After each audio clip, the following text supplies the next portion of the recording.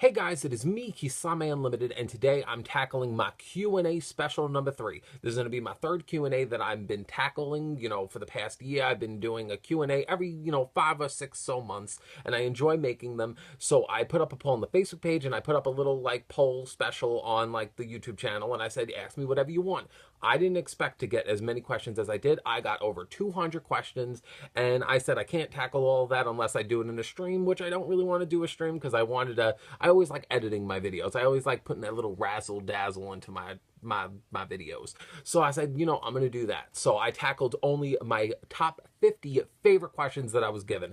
Some questions were repetitive or questions I've answered before, or some I felt like didn't hit the mark as being important to the general public to know. What other hobbies and interests outside of Yu-Gi-Oh? Kaiser Gray R7.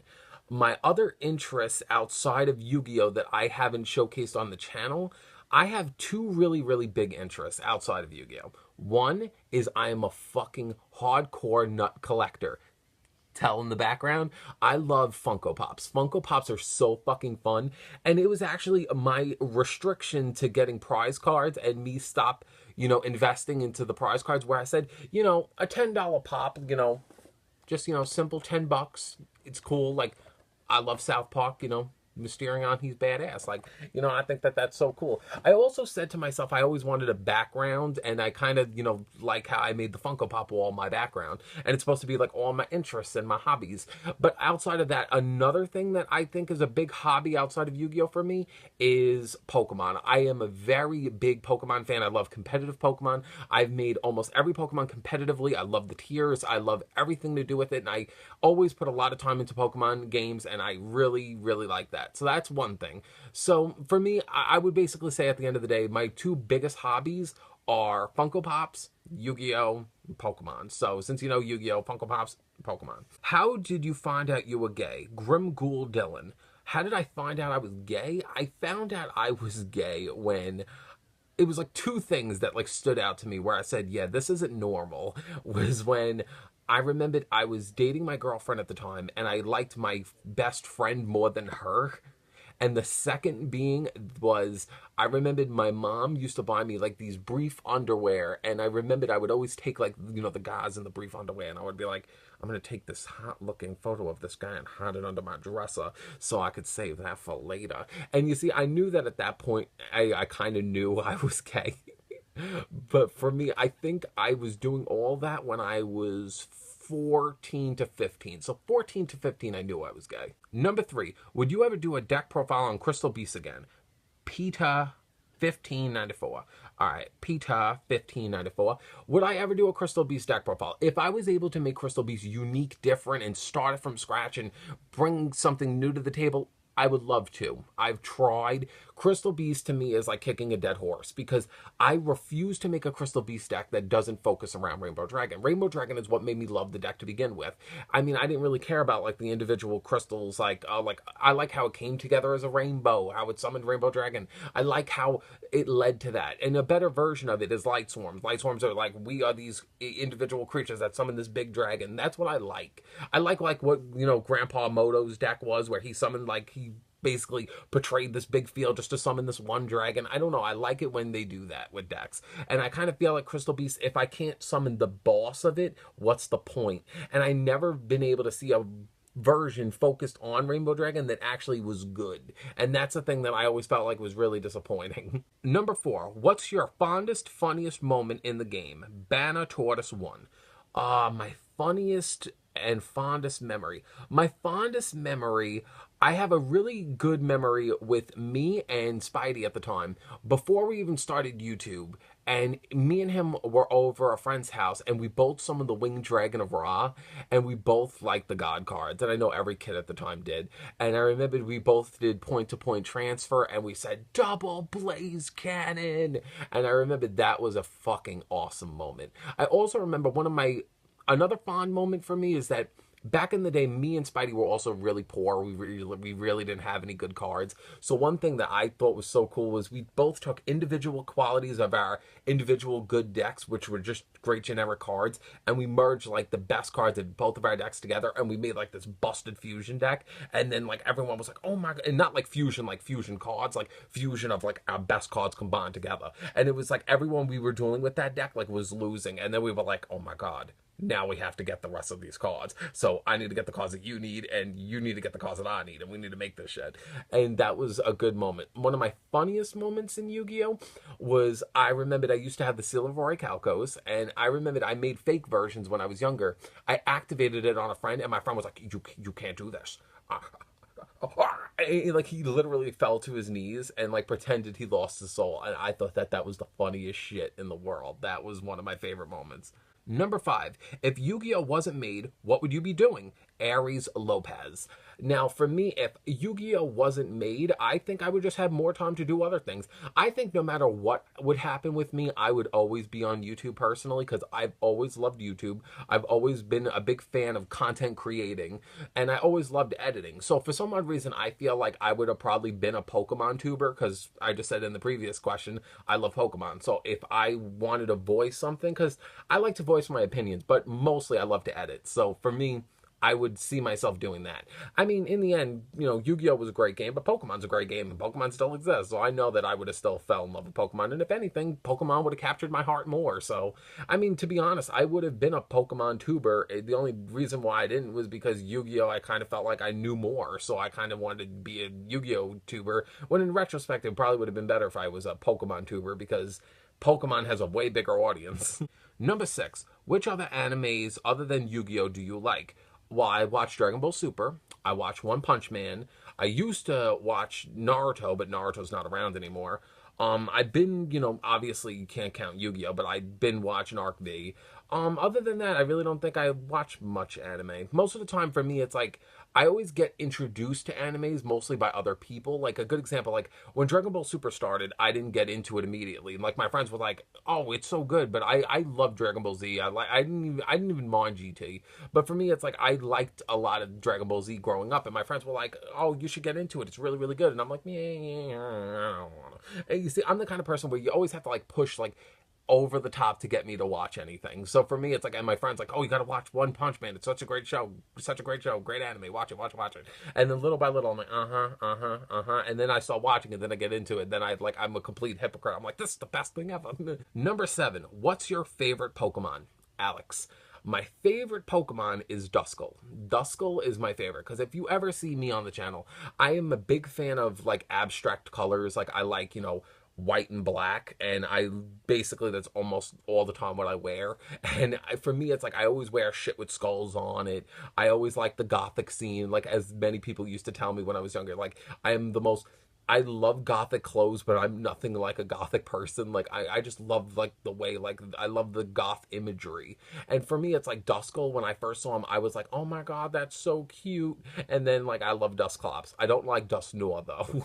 All right, number 8. What's your favorite deck so far other than Constella's from Twiff Productions? I'm pretty sure that's how I pronounce it, but I hope I pronounce your name good. All right, so what's my favorite deck other than Constella's? That's really hard, because for me, it's like Constella's have captured my heart so well, but if I had to make a close second, I think deep down my second favorite deck is Crystal Beasts, but Crystal Beasts are just so bad. I mean, I value the cards as a whole, but I don't ever really want to play them. For me, the way I feel about Crystal Beasts is how I feel about my parents.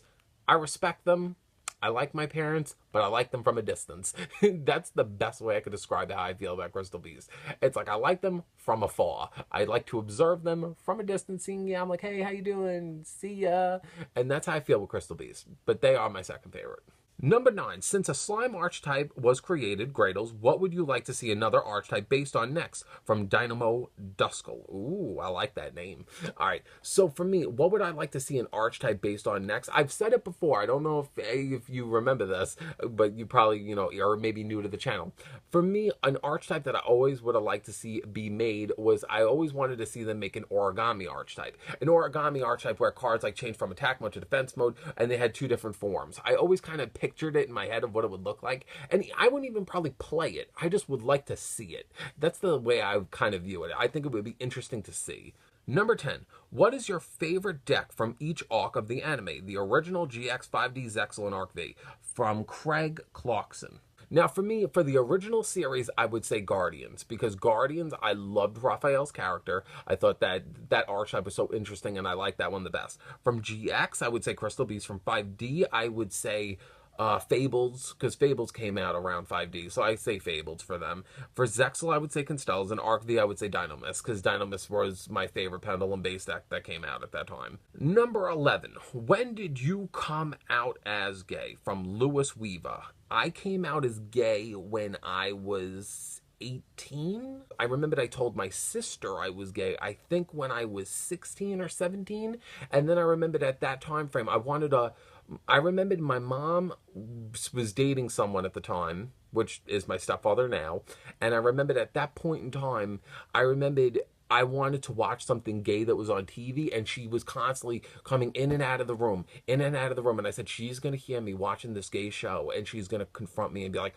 are you gay? So I said, Anthony, tomorrow, when he's not here, walk into a room, tell you're gay, and then just end it so you could watch your show in peace. And still to this day, I still remember me doing that. I walked in and said, Mom, I'm gay and I want to watch my show. And then I left the room. So that was my coming out story when I was 18. And I indeed got to watch my show.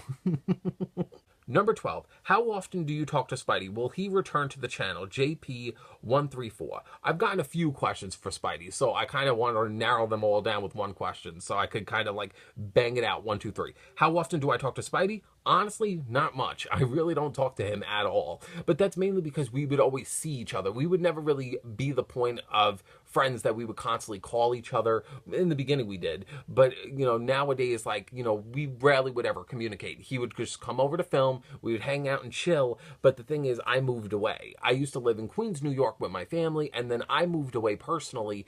And I went to Staten Island, New York. So for me, we are a very big gap away from each other. We can't see each other. Plus, he started doing stand-up. He started, you know, he had a more busy schedule. And for me, my schedule and his schedule didn't match up well. And we wouldn't be able to film and hang out even if we wanted to. So for me, it's like, it's one of those things where he can't return. He can't return because I moved away. And it's like something that, you know, everyone's like, oh, we miss him. And I'm like, shit happens. It's like, I can't, you know, turn the clock back. All you could do is, you know, you could go in the archives and appreciate the good times. Number 13, do you think the game will be slowed down due to link monsters? From Darth. Personally, for me, I think that it will slow the game down a pinch, but I think it will slow down mechanics. I don't think it will slow the game down. I think it will slow down mechanics. I think pendulums will slow down, synchros will slow down. I think that XYZs, rituals, fusion decks will all be really strong. I think the link monsters will be really strong. I think that certain qualities of the game will always be fast and certain decks will always be overpowered. And I feel like that's just something that's going to happen regardless. So for me, it's like, I don't really think that the link summoning mechanic is really going to slow the game down. I think it's going to just be fast, just in a different way. Number 14. When did you start playing competitively and what deck did you start playing with? From Mpina. For me, if I had to say the deck that made me competitive, I would say that the deck that I picked up that pushed me in that road was definitely Formula Monarchs. Formula Monarchs was a deck that I picked up because my friend was playing Hero Beat at the time, and I was losing with all my other decks. And that was because Hero Beat at the time was a top deck. It was one of the best decks at the time. And for me, I remembered Formula Monarchs came out, Shooting Star Dragon was really good, and I said, you know, I could really kind of make this work, and I kind of liked Monarchs to begin with, and all they needed to have was Formula Synchron, just for that little extra draw power and for that extra synchro play. So I said, you know what, I kind of wanted to do that. I kind of wanted to play Formula Monarchs. So Formula Monarchs was technically the first deck that I played that was competitive. Number 15. If you could play with any of your match winner cards, which would it be and why? From Pa Da Fur. For me, if I had to describe only one match winner that I could play, I think I would want to play Chimera, the Master of Beasts. If I could play only one match winner Chimera, I think would be the road I would want to go down. Because Chimera looks like a gigantic, beastly monster. And I kind of feel like if I ever had to summon out a monster that was supposed to be like, this is supposed to be the king shit, I think that he would be the coolest one to summon. I don't know why. I think Chimera, and it's funny because he's like one of the most like non-important ones, but I think he's so cool. Personally, I would say that one. Number 16, Celebrity Crush and Why. Hellkaiser. Chandler Massey. Chandler Massey. I would give it to him. I like blonde guys. Blonde guys. I like that. Number 17. Do you think Constellars will ever get more support, and would it push them from Tier 1 to Tier 2 to Tier 3?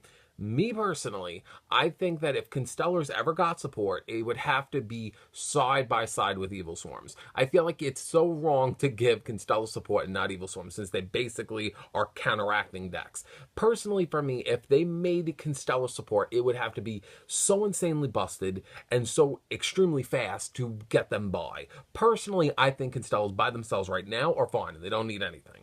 I personally like what they have, and I don't think that they need anything.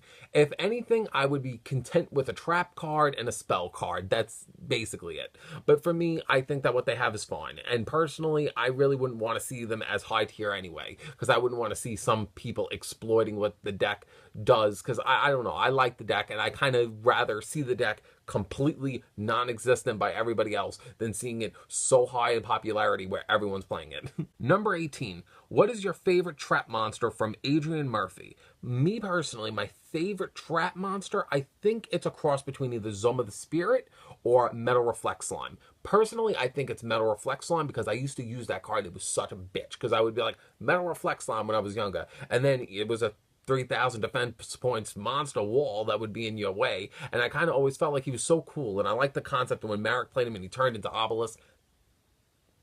I liked Metal Reflex Slime a lot. So if I would give any, it's Metal Reflex Slime. Number 19. So how many Funko Pops do you currently own? From the X-Bladist. Okay. For me, how many Funko Pops I own exactly right now, if I had to give an exact number, I own exactly 202. I own 202 Pops. Personally, I have reached my climax point with them. There are a few more Pops that are on my want list, which I think are maybe like 13. So when I'm done, I'll probably have like, I want to say maybe like 215 Pops. But for now, it's like for the ones that I have, I basically, because when I got into Pops, I think I got into Funko Pop collecting when it was, I think, 2014, the end of 2014. So what happened was when I saw them, I was like, oh, they've been making Pops since like, I think 2011 or 2010. And around that whole time frame, they hit so many genres that I liked. So I had to catch up on a lot of the old ones. But now I got all the old ones and all the most recent ones. And everything that you see are from franchises that I actually really like. So 202. Okay, number 20. Do you think that homophobia is a big problem in the Yu-Gi-Oh community, and have I ever been discriminated in that regard? From Matthew. Personally, I've dealt with homophobia, but I do not give a flying fuck because it's my life, my choices, what I'm doing, and none of your business. So for me, it's that I've dealt with it. Do I care? No. Do I think it's a problem in the Yu-Gi-Oh community? I think that there are much bigger things to worry about than homophobia, personally. But for me, have I ever been disrespected in that regard? No. And if anyone ever did come at me and ever say it to me disrespectful, if I never really ever dueled anyone that was homophobic or was rude, but in the end, wouldn't it be even more funny if you lost to a gay guy and you were homophobic? I'll whoop your ass with like. You see, for me, it's like, even the decks that I play, I don't really play anything that's like overly girly. I'm not like, hey, check out, I'm playing Madoches and all these like girly cards. Like I play like all the new Coco Magician Girl and all these other fancy things. Like for me, it's like, and I'm not saying that it's wrong to play any of that because it's perfectly fine. You're allowed to play whatever you want. But for me, it's like I like, basically just standard things. Like I like Dante, I liked Quill Forts, I liked Constellas, like, and all those just regular manly cards. Number 21. Have you ever felt like you should quit Yu-Gi-Oh? If yes, why? From the Geek Speed Artist. For me, obviously, I feel like we all been there and we all question to ourselves. I'm like, should I quit Yu-Gi-Oh? Should I? Should I walk away from this? Personally, obviously, I've debated it a few times. But for me, it's like, you know what it is?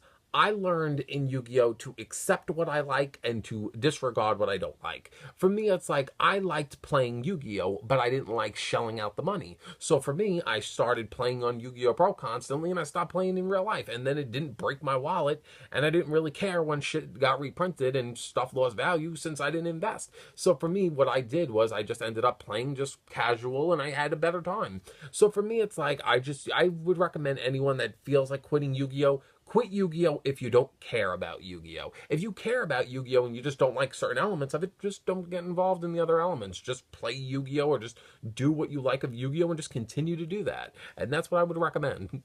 Number 22, if you could have any Yu-Gi-Oh! Card as a pet except Baddie, what would it be and why? From Scott. If I could have any Yu-Gi-Oh! Card as a pet, what would it be? It's hard because you cut me off because you knew it was going to be Baddie. You knew it. Damn it. If I couldn't have Baddie. I'm trying to think of a cutie card that I wouldn't mind looking at. Like, I don't know. Like, I think I would be fond of Fluffle Bear. I think Fluffle Bear would have been cute. Because I remember the scene where the claw came out, like the Fluffle claw, to like pick him up and like bring him out of the graveyard. And I remember saying, oh my god, he's so cute. I think I would take him. I think I would take a Fluffle. Because they're cute. And they're stuffed animals. Like, what's wrong with that? I took Beware on my journey in in the Alola region. I would be perfectly fine with that. He looks like a big old Stuffle, so I would be content with that. Number 23. What is your favorite year in Yu-Gi-Oh? From Luke's Yu-Gi-Oh channel. My favorite year of Yu-Gi-Oh would probably be the year where the Crystal Beasts and the Aliens came out. I forgot which year that was, but I'm pretty sure it was when Power of the Duelist came out. So I'm pretty sure it was like, I don't know, 2007, 2008. Regardless, you could look into it. Whenever that Power of the Duelist came out was my favorite year because they gave me Crystal Beasts and Aliens, which were one of my favorite decks to be introduced, and I was so happy. I think that at that point GX was still alive and kicking, and everyone I knew was still played Yu-Gi-Oh! I remembered every Saturday I would go over to my friend's house and we played Yu-Gi-Oh! All day. It was probably the best time I ever had in Yu-Gi-Oh! And I still look back on those times and I'm like, oh, that was good. And especially, and I feel like especially playing decks that in the time that were your favorites also are extremely impactful. Number 24, what advice would you give to someone who feels stuck and they don't know what to do? From Jacob Owen. For me, I am the type of person where I feel like I'm constantly stressed. I always have high blood pressure because for me, it's like I'm always so nervous, anxious, always worried because I always plan for the future and I'm always like, oh my god, I don't know what to do. But you see, for me, if I would recommend to anybody that feels stuck or they feel like they're doing the same shit every day, I would say the best thing to do is just take it one day at a time. For me, I learned one great lesson in life and I would love to pass it on to everyone who's listening. For me, I view life like cleaning a room.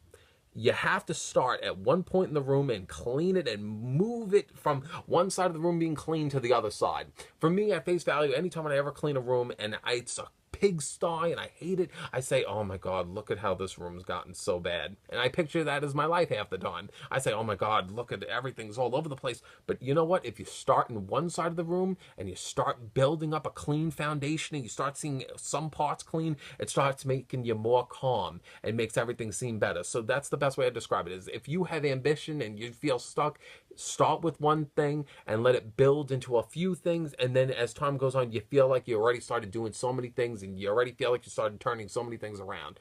That's what I'd recommend. Number 25, what's your opinion on Dueling Book, that it's up and running, and would you consider dueling there? From Amanda. Personally, I have dueled on Dueling Book once. I have seen Dueling Book. In my opinion, it's basically just a new version of Dueling Network, and I hated Dueling Network. Dueling Network I thought was so annoying. I couldn't stand the admins. I couldn't stand so many people that didn't get the concept of the game. I'd rather play on Yu-Gi-Oh! Pro because, yet again, I'm just casual. So for me, it's like, I'd rather just duel casual and just have fun like that. And I'd rather have all the mechanics just state it and be like, this is what the card does. No bullshit, and I don't have to question and talk to people about it. Number 26. What is your favorite casual deck and what's your favorite competitive deck? From Yu-Gi-Oh! Obsessed 143. My favorite casual deck will always be Constellars. I will always have that as my favorite casual deck. My favorite competitive deck, I think my favorite competitive deck right now would probably be the Invoked, Eidolon or Eidolon deck. I think that deck kind of like swooped me off my feet, and I was like, I really like the concept of how it fuses and how it summons. I kind of really just like them as a whole. I also like the Wind Witch engine, so fusing them together was an interesting meta deck that I've been playing that I kind of really like having fun with. Number 27, what is your favorite Yu-Gi-Oh character? My favorite Yu-Gi-Oh character is Raphael from the original series. I loved how he bonded with his cards. I love how he constantly sacrificed himself, technically, most of the time giving up life points, protecting his cards, and I said, wow, this guy is awesome. And then at the same time, he manipulated the Pharaoh to activating the seal, to making the Pharaoh go crazy, losing Yugi. I loved Raphael. Raphael was so cool. And in the end, he's the only duelist to ever technically on screen beat a 10 outside of Little Yugi. So for me, I think Raphael is so badass. Number 28. So top or bottom, bottom heart, bandit to logic. Now, bottom or top, for people that don't know what that means in gay terms, it basically means, do I take the deck or do I give the deck? Both. If I had to give a preference on which one I'd prefer, top. If I had to be honest, I do both. But preference top. But fair, honest answer, both. Number 29. Do you ever go back to your past videos to incorporate ideas, themes, or humor into your current videos? From Daniel. Personally, not really. For me, it's like most of the time, any segment that I've ever introduced on the channel are all segments that I created. So for me, it's like most of the time, I'm like, most of the time I always do improv.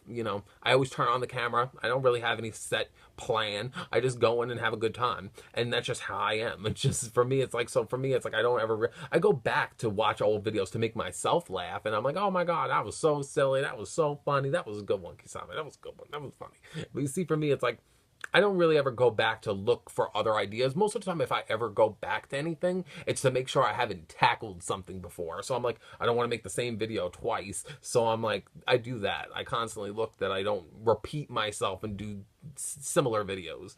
Number 30. What is your favorite God card? Hail the executive producer. My favorite God card is Obelisk the Tormentor. When I was younger, I remembered my friend had got all 3 God cards, kept Ra for himself, and then gave my other friend Slifer and Obelisk, and then that friend came to me and said, pick one. You could have either one. So I had the option of having either Slifer or Obelisk. Took Obelisk, and I loved Obelisk ever since. When I first saw Obelisk, I was like, oh my God, he's this blue, gigantic, like, fucking beastly demon. For me, it was like, I just liked Obelisk. For me, it's like Slifer. I was always like, oh, he's cool. And Ra, I thought was really cool. But for me, Obelisk captured my heart when I first saw him. I thought Obelisk was so cool. Number 31. What is your favorite food? From Connor Smith.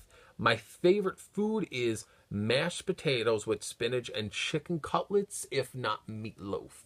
I think it's meatloaf. But yeah, meatloaf with mashed potatoes and spinach. I think that is a meal that I can have almost every day till the day I die. And for me, it's like, it's just so good. And now I'm really hungry. So fuck you, Connor Smith. Number 32. What is your testament on becoming a good Yu-Gi-Oh player? From Truth 82-189. For me, if I had to say a testament to, it all starts with cleaning a room. You start from one end and then you work your way to the other.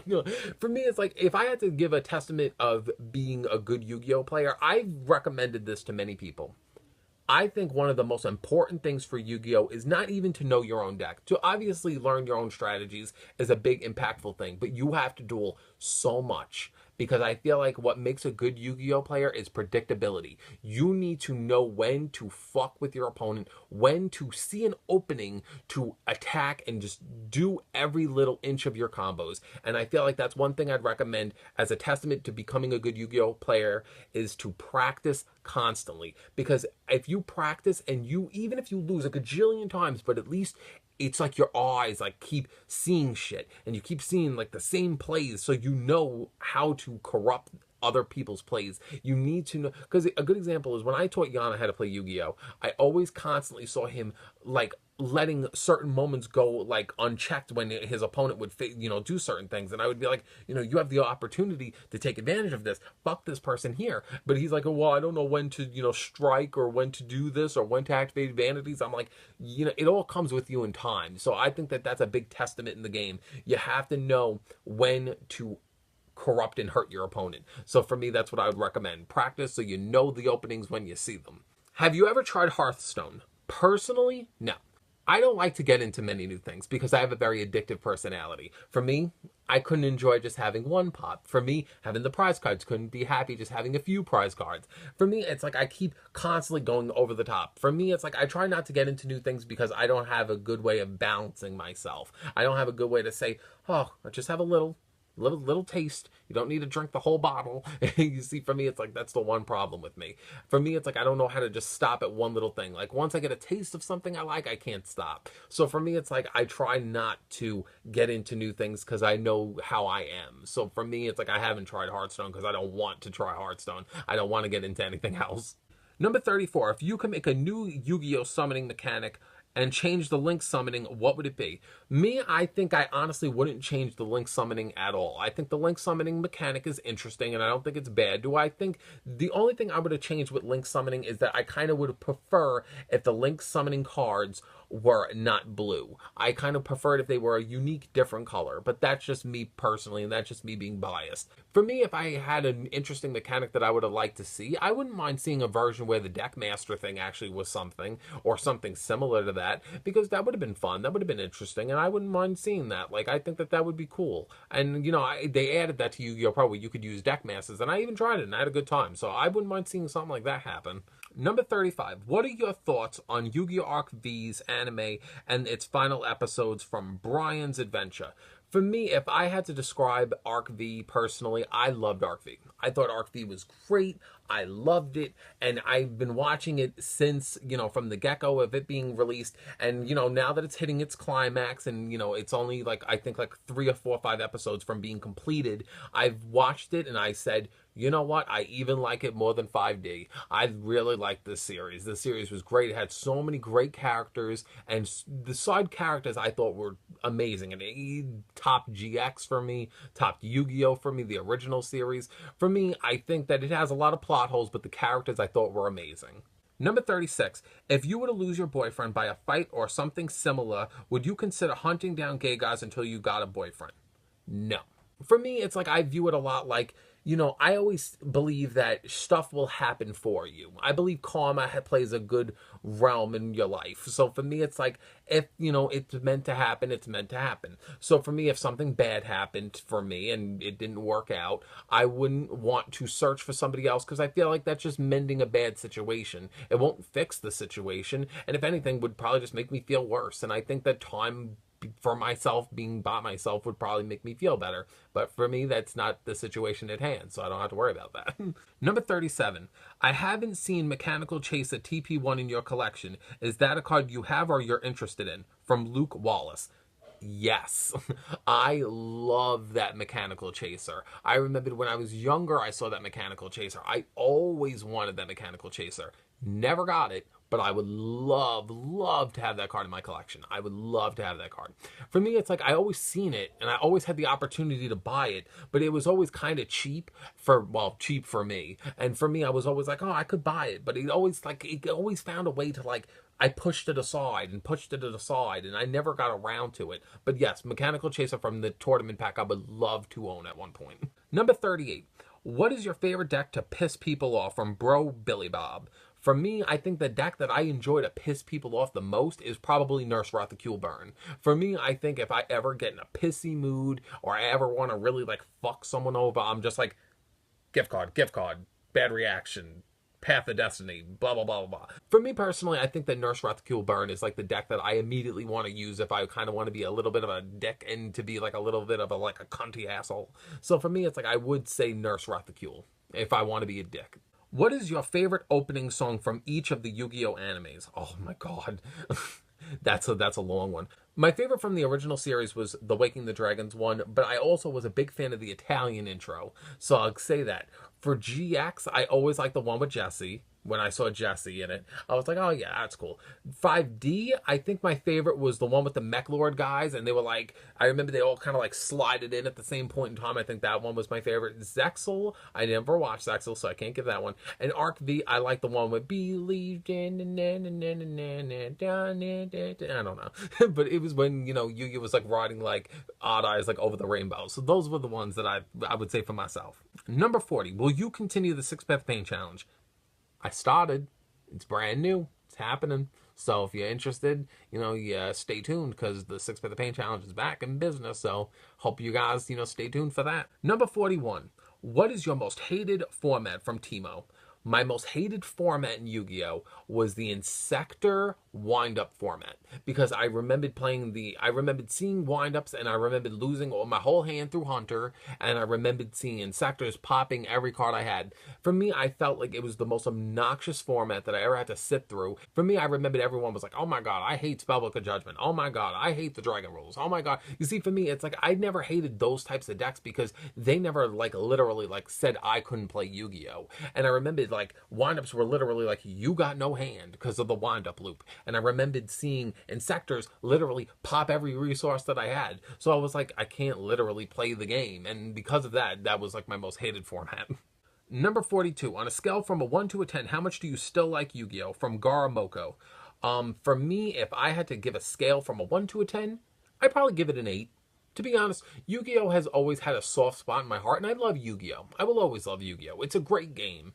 But for me, it's like, if I had to give an honest opinion, you know, Yu-Gi-Oh! Has diminished with me. I mean, I'm not going to lie. Like, there are certain parts that I think are a little meh or shitty, but I think the more good qualities of Yu-Gi-Oh! Outweigh the bad. So I will say that. A good 8 out of 10. Number 43, what do you do for a source of income, or is YouTube your only source of income? From Joshua. For me, I have 2 sources of income. YouTube is one. I do use YouTube.